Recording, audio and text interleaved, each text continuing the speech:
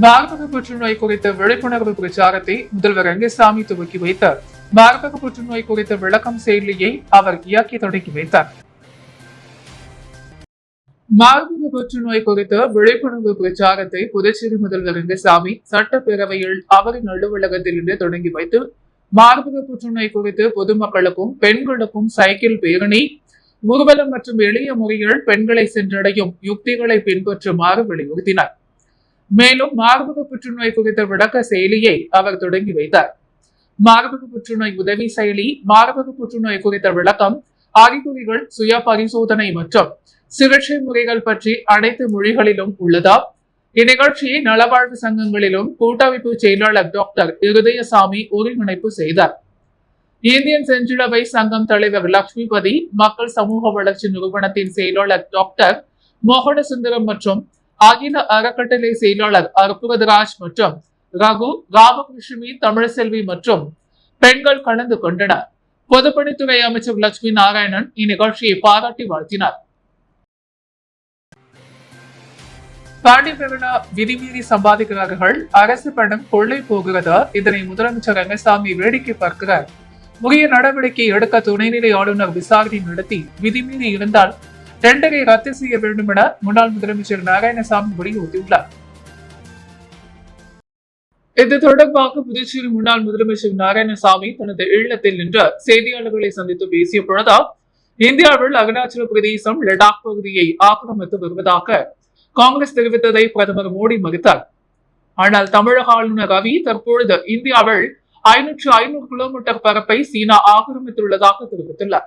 இதில் மோடி, ரவி யார் சொல்வது உண்மை என கேள்வி எழுகிறது எனவும், கச்சா எண்ணெய் விலை சர்வதேச சந்தையில் குறைந்துள்ள நிலையில் இந்தியாவில் பெட்ரோல், டீசல், கேஸ் விலையை குறைக்க வேண்டும் என தெரிவித்தார்.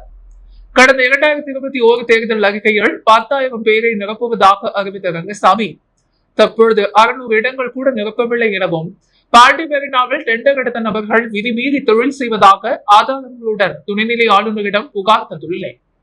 இக்கடிதம் பெற்றதற்காக ஆதாரம் இதுவரை ஆளுநர் அலுவலகத்திலிருந்து வரவில்லை.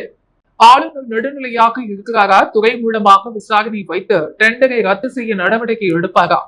இல்லையென்றால் ஆட்சியாளர்களுக்கு சாதகமாக செயல்படுவாரா என்பது போக போகத்தான் தெரியும். பாண்டி மெரினா விதிமீறி சம்பாதிக்கிறார்கள், அரசு பணம் கொள்ளை போகிறது. இதனை முதலமைச்சர் ரங்கசாமி வேடிக்கை பார்க்கிறார். உரிய நடவடிக்கை எடுக்க துணைநிலை ஆளுநர் விசாரணை நடத்தி விதிமீறி இருந்தால் டெண்டரை ரத்து செய்ய வேண்டும் எனவும், பாண்டி மெரினா தொடர்பாக ஆளுநர் நடவடிக்கை எடுக்காவிட்டால் நீதிமன்றம் செல்வோம் எனவும் கூறினார். தொடர்ந்து பேசியவர், நகர பகுதியில் 4 சாலைகளிலேயே 50 பார்கள் உள்ளதாகவும், அது இல்லாமல் ரெஸ்டோ பார்கள் உள்ளன. காங்கிரஸ் ஆட்சியில் 400 பார்கள் இருந்தன. தற்பொழுது 9,000 பார்கள் உள்ளதாகவும், லஞ்சம் பெற்று ரெஸ்டோ பாருக்கு அனுமதி தருகிறார்கள் என்றும், ஒரு மதுக்கடை உரிமம் வைத்துக் கொண்டு 3 கடைகள் நடத்துகிறார்கள் என்றும், இதனை கண்காணிப்பதில்லை என தெரிவித்தார். துணைநிலை ஆளுநர் தனிப்பட்ட முறையில் ஆய்வு செய்யவோ நிர்வாகத்தில் தலையிடவோ அதிகாரம் இல்லை. ஆனால் ஆலோசனைகள் தரலாம். முதலமைச்சர் அமைச்சர்களுக்கு தெரியாமல் உத்தரவு போடக்கூடாது. மக்களால் தேர்வான அரசின் உத்தரவுகள், கோப்புகளுக்கு ஒப்புதல் தர வேண்டும். மேலும் மேகதாது அணை கட்ட புதுச்சேரி காங்கிரஸ் எதிர்பார்ப்பதாகவும், மேகதாது கட்டினால் காடுகள் அழியும் என்றும் தெரிவித்துள்ளார்.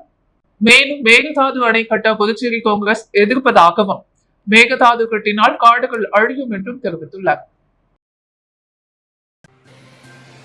புதுச்சேரி வம்பாக்கீரபாளையம் மீனவ கிராம பகுதியில் உள்ள கடற்கரையும் ஒட்டி அமைக்கப்பட்ட தனியாருக்கு சொந்தமான பாண்டிபெரினா பொழுதுபோக்கு மையத்தை விரிவுபடுத்த சதுப்பு நில காடுகள் மற்றும் மீனவ பகுதி நிலங்களை ஆக்கிரமிப்பு செய்வதற்கு எதிர்ப்பு தெரிவித்து 300க்கும் மேற்பட்டோர் 3 மணி நேரமாக சாலை மறியலில் ஈடுபட்டதால் போக்குவரத்து பாதிக்கப்பட்டது. புதுச்சேரி வம்பாக்கீரபாளையம் மீனவ பகுதியில் உள்ள கடற்கரையோரம் தனியார் சார்பில் பாண்டி மெரினா என்ற பெயரில் உணவு கூடங்கள், பொழுதுபோக்கு அம்சங்கள் ஆகியவை அடங்கிய பொழுதுபோக்கு மையம் அமைந்துள்ளது.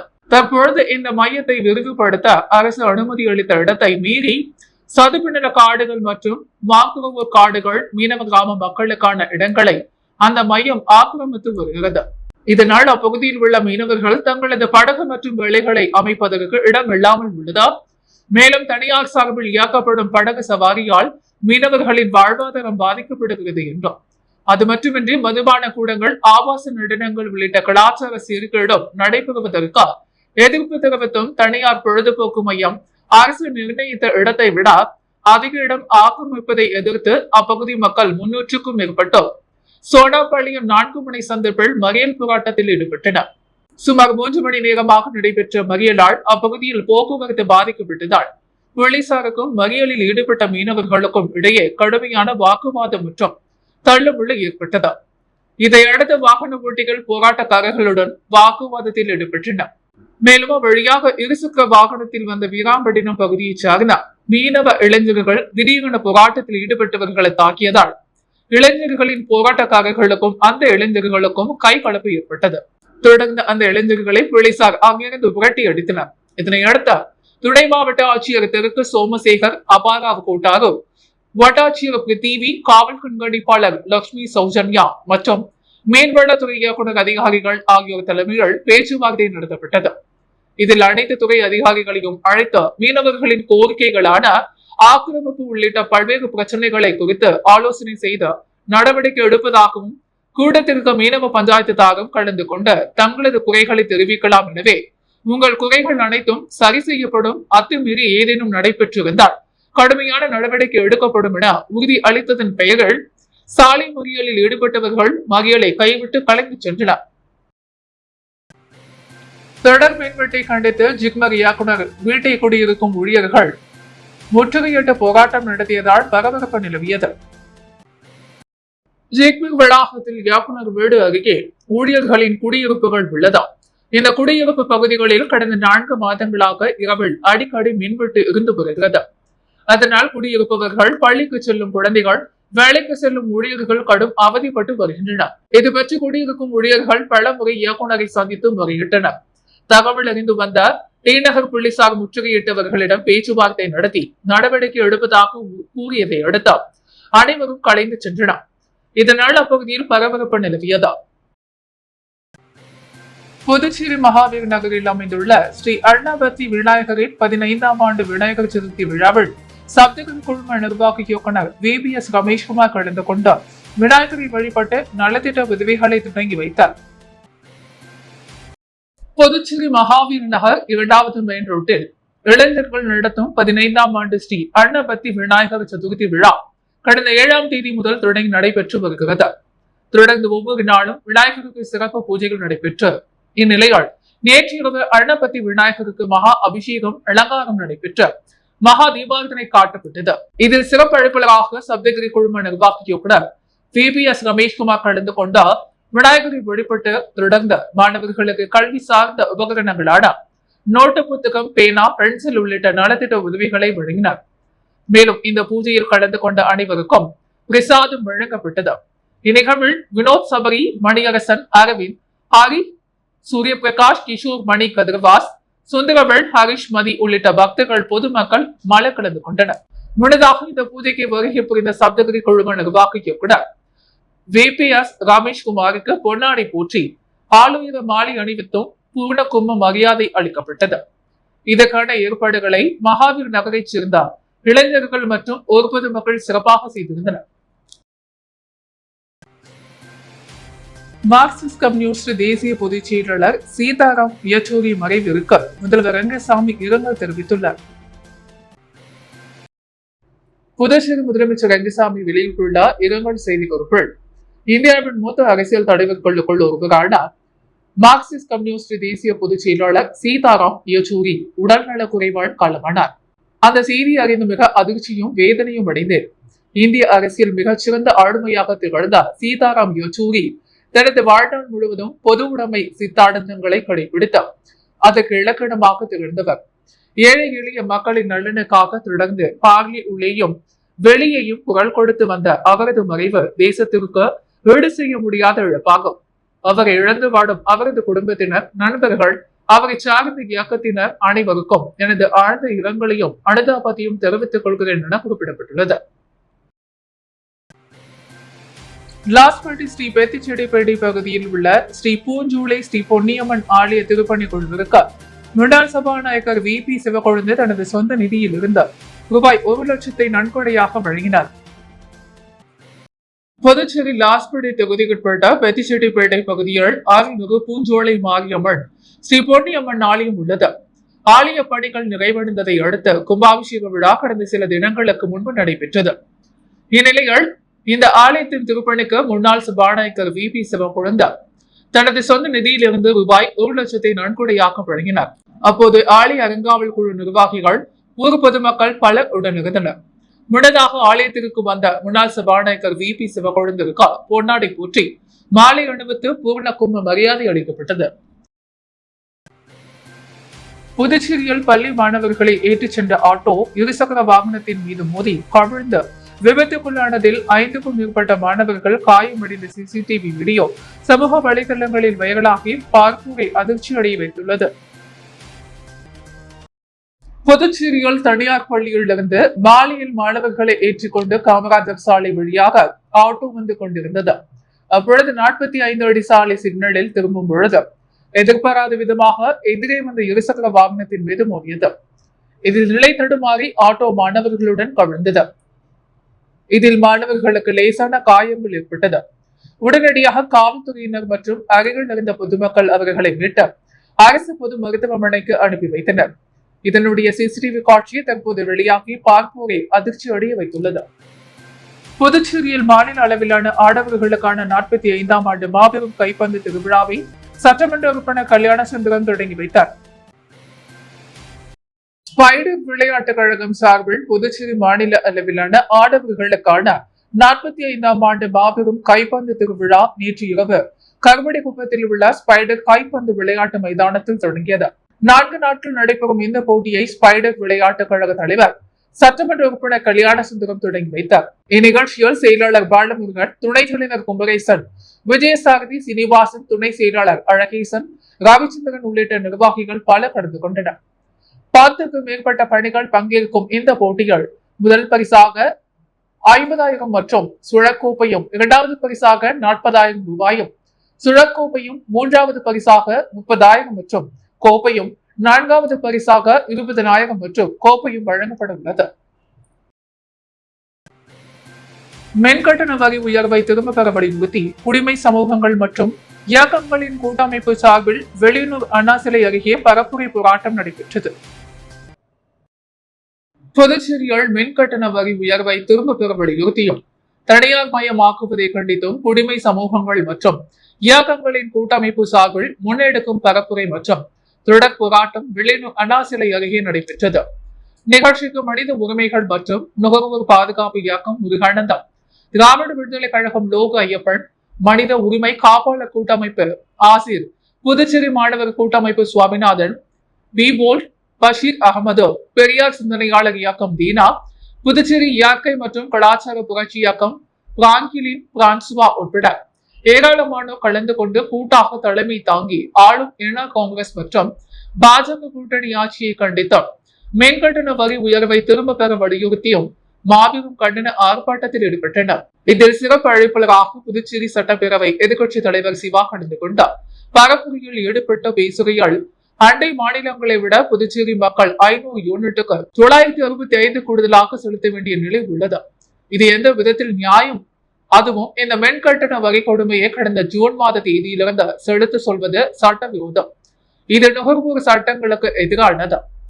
இதை உடனடியாக திரும்ப பெற வேண்டும். மின் நுகர்வோர் மின்சாரம் பயன்படுத்தாமல் இருந்தாலும் கூடுதல் கட்டணம் அடிப்படை கட்டணம் வசூலிக்கப்படுகிறது. இது தமிழகத்தில் இல்லாத அநியாயம். இது மக்களின் அடிப்படை வாழ்வாதார உரிமைக்கு எதிரானதாகவும் சட்டவிரோதமாகவும் உள்ளது. எனவே இதை திரும்ப பெற வலியுறுத்தி ஆளும் என்ஆர் காங்கிரஸ் BJP கூட்டணி அரசை கண்டித்து தொடர் பரப்புரை மக்கள் எதிர்ப்பு போராட்டம் நடைபெற்றது. நடைபெற்ற போராட்டத்தில் ஏராளமான சமூக இயக்கங்கள் மற்றும் பொதுமக்கள் கொண்டனர். புதுச்சேரி இளைஞர்களுக்கு வேலை வாய்ப்பு வழங்காத ஆளும் பாஜக என்ஆர் காங்கிரஸ் கூட்டணி அரசை கண்டித்தார். சட்டமன்ற எதிர்க்கட்சி தலைவர் சிவா தலைமையில் 300க்கும் மேற்பட்ட திமுகவினர் வேலைவாய்ப்பு அலுவலகம் முன்பு கண்டன ஆர்ப்பாட்டத்தில் ஈடுபட்டனர். புதுச்சேரி இளைஞர்களுக்கு வேலை வழங்கி அவர்கள் வாழ்வை உயர்த்த வேண்டிய அரசும் அதற்காக இயங்கக்கூடிய வேலை வாய்ப்பு அலுவலகமும் வேலை வாய்ப்பை உருவாக்காமல் இளைஞர்களின் வாழ்வை வீணாக்குவதை கண்டித்தும் பணிபுரியும் தொழிலாளர்களுக்கு குறைந்தபட்ச ஊதிய சட்டம் கொண்டு வந்த பின்பும் பணிக்கு ஏற்ப ஊதிய நிர்ணயம் செய்து நடைமுறைப்படுத்தாதது அரசை கண்டித்தும் தொழில் நிறுவனங்களில் தொழில் தகராறு ஏற்படும் பொழுது தீர்த்து வைக்க வேண்டிய தொழிலாளர்கள் துறை இணைக்க அதிகாரி வெங்கடேசன் தனியார் நிறுவனத்திற்கு ஆதரவாகவும் தொழிலாளர்களுக்கு எதிராகவும் செயல்படுவதை கண்டித்தும் புதுச்சேரி பகுதியில் அமைந்துள்ள தனியார் நிறுவனங்களில் உள்ளூர் இளைஞர்களுக்கு 90% வேலைவாய்ப்பு வழங்காததை கண்டித்தும் அமைப்புச்சாரா தொழிலாளர்கள் நலச்சங்கத்தை அமைப்புச்சாரா நல வாரியமாக மாற்றிய பின்பும் நடைமுறைப்படுத்தாததை கண்டித்தும் ஆட்டோ தொழிலாளர்களுக்கு தனி நலவாரியம் அமைக்க கோரியும் புதுச்சேரி திமுக மற்றும் தோமுச சார்பில் சட்டமன்ற எதிர்க்கட்சித் தலைவர் ராசிவா தலைமையில் சட்டமன்ற உறுப்பினர்கள் அனிபால் கென்னடி சம்பத் மற்றும் தோமுச அமைப்பாளர் அண்ணா அடைக்கலம் உள்ளிட்ட 300க்கும் மேற்பட்ட திமுகவினர் வழுதவூர் சாலையில் உள்ள வேலைவாய்ப்பு அலுவலகம் முன்பு கண்டன ஆர்ப்பாட்டத்தில் ஈடுபட்டனர். அப்பொழுது அவர்கள் தங்களுடைய கோரிக்கைகளை வலியுறுத்தியும் ஆளும் அரசுக்கு எதிராகவும் கண்டன கோஷங்களை எழுப்பினர். மேலும் தொழிலாளர்களுக்கு விரோதமாக செயல்படும் அதிகாரிகள் மீது நடவடிக்கை எடுக்க கோரி துணைநிலை ஆளுநரிடம் புகார் மனு அளிக்க உள்ளதாக சட்டமன்ற எதிர்க்கட்சித் தலைவர் சிவா தெரிவித்தார். புதுவை பழைய துறைமுக பாலத்தை அதிரடி ஆய்வு மேற்கொண்ட துணைநிலை ஆளுநர் கைலாசநாதன் புனரமைப்பதற்கான திட்டத்தை அதிகாரிகளிடம் கேட்டறிந்தார்.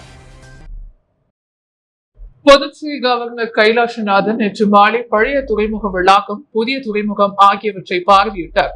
அப்பொழுது உப்பளம் தொகுதி சட்டமன்ற உறுப்பினர் அனிபால் கென்னடி, கவர்னரின் செயலர் நெடுஞ்செழியன், துறைமுகத்துறை இயக்குநர் முகமது மன்சூர், சிறப்புரியாளர் விஜயகுமார், திமுக தொகுதி செயலாளர் சக்திவேல், கிளை செயலாளர்கள் இருதயராஜ், ராகேஷ், மோரிஸ் மற்றும் அதிகாரிகள் உடனிருந்தனர். இடிந்து விழுந்த பழைய துறைமுக பாலத்தை பார்வையிட்ட கவர்னர் அதனை புனரமைப்பதற்கான திட்டம் மற்றும் நடவடிக்கைகள் குறித்து கேட்டறிந்தார். ஆய்வின் பொழுது புதுச்சேரியின் அடையாளமாக திகழ்ந்த துறைமுக பாலத்தை பழமை மாறாமல் புதுப்பிக்கவும், தூண்டில் வளைவு அமைத்து கொடுக்கவும், சுற்றுலா பயணிகள் ஏறி இறங்க படிக்கட்டுகள் அமைக்கவும், பழைய பாலத்தை இடித்துவிட்டு புதிய பாலம் கட்டவும் கவர்னரிடம் சட்டமன்ற உறுப்பினர் கோரிக்கை விடுத்தார். தொடர்ந்து படகு மூலம் தேங்காய் திட்ட மீன்பிடி துறைமுகத்தை அடைந்த கவர்னர் அங்கு படகுகள் நிறுத்துமிடம் மற்றும் முகத்வாரத்தை பார்வையிட்டார். துறைமுகம் ஆழ்த்த விடும் பணிகள் மற்றும் படகு போக்குவரத்து குறித்து விசாரித்து அறிந்து கொண்டார். அப்பொழுது பாஸ்கர் என்ற தட்சிணாமூர்த்தி, சட்டமன்ற உறுப்பினர் மீன்வளம் மற்றும் மீனவர் நலத்துறை இயக்குனர் முகமது இஸ்மாயில் மற்றும் மீனவர் அமைப்பினர் அதிகாரிகள் உடனிருந்தனர். புதுச்சேரியில் வரும் 17ஆம் தேதி மிலாடி நபியையொட்டி அனைத்து வகை மது கடைகளையும் மூட உத்தரவிடப்பட்டுள்ளது. புதுச்சேரியில் ஆண்டுதோறும் மிலாடி நபி தினத்தன்று மது கடைகளை மூடி அரசு உத்தரவிட வழக்கம். இந்த ஆண்டு வரும் 17ஆம் தேதி மிலாடி நபி கொண்டாடப்பட உள்ளது. அன்று புதுச்சேரியில் உள்ள சாராய் கடைகள், கள்ளுக்கடைகள், சில்லறை மது கடைகள் மற்றும் பார்கள், ரெஸ்டோ பார்கள் உள்ளிட்ட அனைத்து வகையான மது கடைகளும் மூட வேண்டும் என அரசு உத்தரவிடப்பட்டுள்ளது. மீறிய இயங்கினால் கடும் நடவடிக்கை மேற்கொள்ளப்படும் எனவும் தெரிவிக்கப்பட்டுள்ளது. காஞ்சிமா முனிவர் அரசினர் பட்ட மேற்படிப்பு மற்றும் ஆராய்ச்சி நிறுவனம் நடத்திய புதுச்சேரி இலக்கண மாமேதை பேராசிரியர் பூபதி அறக்கட்டளையின் 4ஆம் ஆண்டு விழா நடைபெற்றது.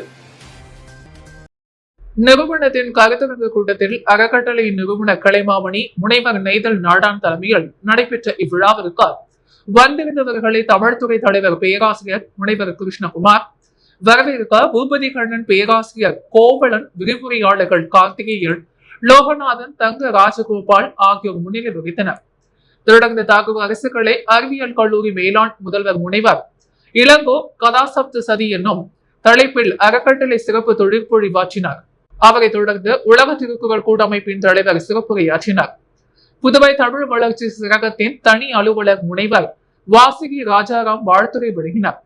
தொடர்ந்து காஞ்சிமா முனிவர் பட்ட மேற்படிப்பு மற்றும் ஆராய்ச்சி நிறுவன இயக்குனர் பேராசிரியர் முனைவர் செல்வராசு, குழந்தை தமிழன்னை தமிழ்ச்சங்க தலைவர் கவிமாமணி, பாலு கோவிந்தராசன், பண்ருட்டி தமிழ்ச்சங்க தலைவர் சுந்தர பழனியப்பன் இருவருக்கும் பூபதி விருதினை வழங்கியதுடன் 10 மற்றும் 12ஆம் வகுப்பு பொதுத் தேர்வில் மாநில அளவில் தமிழ் முதல் 3 இடங்களை பிடித்த மாணவர்கள் அன்பரசி, கமலி ஜோதினி, பிரியதர்ஷினி, தேன்மொழி ஆகியோருக்கும் கல்லூரி அளவில் தமிழ் பாடத்தில் முதல் 3 இடங்களை பெற்று புதுவை தாகூர் அரசு கலை அறிவியல் கல்லூரி மாணவர்கள் கீர்த்தி, அபுபக்கர், நவீன்குமார் ஆகியோருக்கும் பாரதிதாசன் அரசு மகளிர் கல்லூரி மாணவிகள் தேஜஸ்வினி, ஹன்யா, சாந்தினி ஆகியோருக்கும் களித்தீர்த்தாழ்குப்பம் பெருந்தலைவர் காமராஜர் அரசு கலை கல்லூரி மாணவர்கள் லாவண்யா, பத்மஸ்ரீ, பானுமதி ஆகியோருக்கும் காஞ்சிமா முனிவர் பட்ட மேற்படிப்பு மற்றும் ஆராய்ச்சி நிறுவன முதுகலை தமிழில் முதல் 3 இடங்களை வென்ற பொன்னரசி, அனிதா, ஐஸ்வர்யா ஆகியோருக்கும்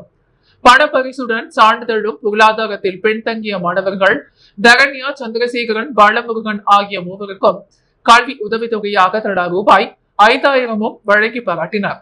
தொடர்ந்து அரிமா, வேணு செட்டியார், பிரான்சிஸ் 40 மாணவர்களுக்கு ரூபாய் 10,000 மதிப்பிலான புத்தக பைகளை வழங்கி பாராட்டினர்.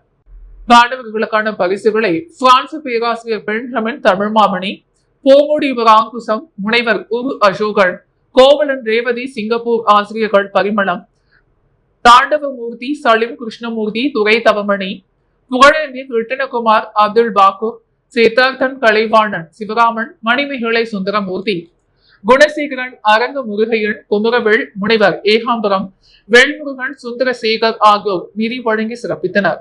விரிவுரையாளர் சிவராமன் நிகழ்ச்சியை ஒருங்கிணைத்தார். முடிவில் அறக்கட்டளை செயலர் செந்தமிழ் தொண்டர் அரிமா, சவரி, பத்மநாபன் நன்றி கூறினார்.